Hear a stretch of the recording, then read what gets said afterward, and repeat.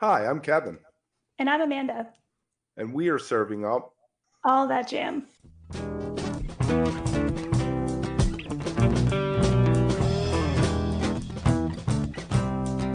All That Jam, Quick Hit. Surprise chef on playing cinematic soul.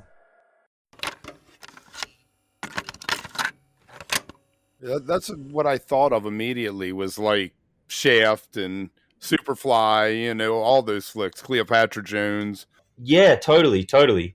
So I think that cinematic thing is, yeah, I think that's a relatively accurate descriptor. Like I said, that we sort of put in place at the very beginning and have kind of maintained throughout the journey.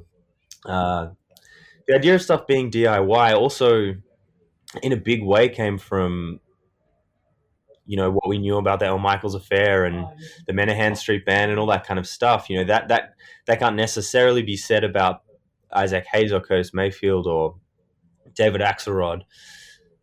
But hearing records that sounded super fresh and captured all the things we like to hear captured in a record that got made in bedrooms and attics and basements and on gear that is sort of cheap and readily available. And I think that DIY part of it has allowed us to record as much as we want to record. If we were beholden to the financial considerations of having to hire a studio, maximize every minute you're in there because you're paying for the studio and the engineer and the XYZ. Three of us in the band live together in Coburg here in Melbourne. Jethro, Carl, and myself. That's where we've made all our records.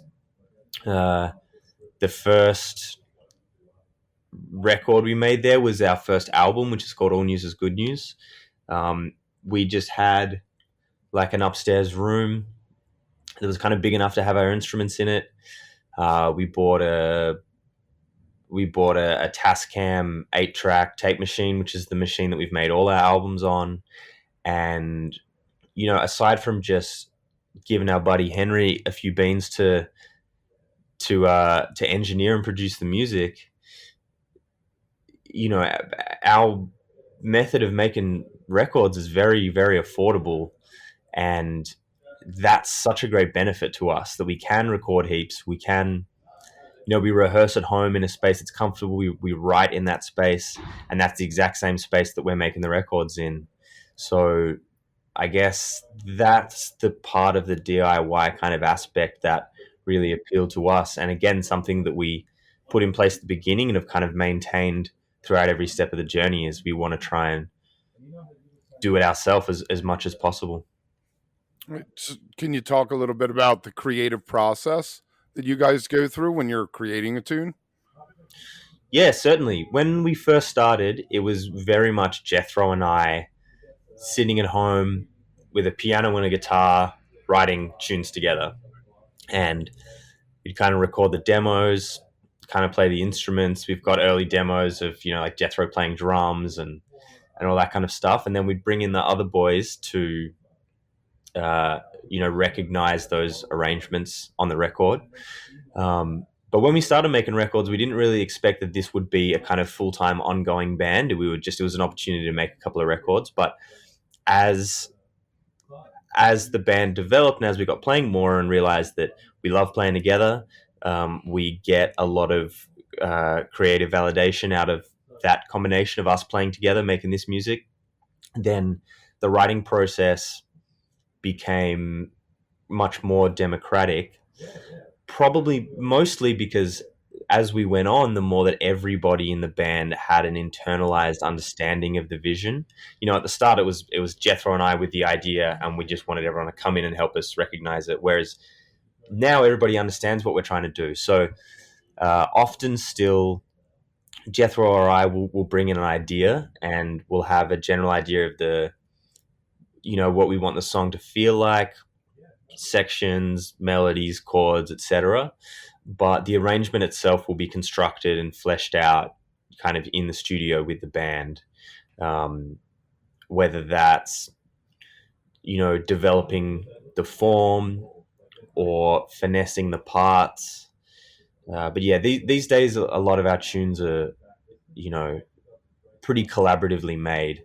But we're really fortunate that we all live real close together, and that this is a real priority in everybody's lives. So we play at least once a week, and a lot of writing gets done together. We don't have to write over Zoom or send around demos to each other. Like, everybody just comes over and we just kind of write.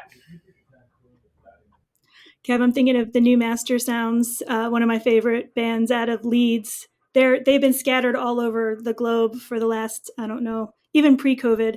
They're finally recording in the same physical space, I think, for the first time in probably almost 5-6 years or so. So I totally understand that concept, to be together is like where it's at. But so many bands just can't do that, or haven't been able to do that, for one reason or another. Yeah, it's something we're extremely grateful for, especially because at the end of the day, us being together and our experience together and hanging out and catching up and being buddies, that's such a crucial thing to this band. And I would like to think that comes through in our musical connection, and I'd like to think people could hear it on the record. That this is something we genuinely love doing. And as we've gotten a bit older, we started this band quite a while ago. Like, we've probably been playing together 6 odd years in this project. And, we're getting older. People, different responsibilities come into people's lives. Our drummer now has a beautiful daughter who just turned 1. And we've just been really fortunate that everybody's at every step maintain that commitment to being together and playing together. It's something that we really don't take for granted. If you are enjoying All That Jam, please like and subscribe to our social media channels at All That Jam Pod on Twitter, Instagram, and Facebook, or visit our website, allthatjampod.com. Make sure to sign up for our email list and tune in every week for new episodes. Also, look for full interviews on our YouTube channel. And remember, stay beautiful, but don't stay underground too long.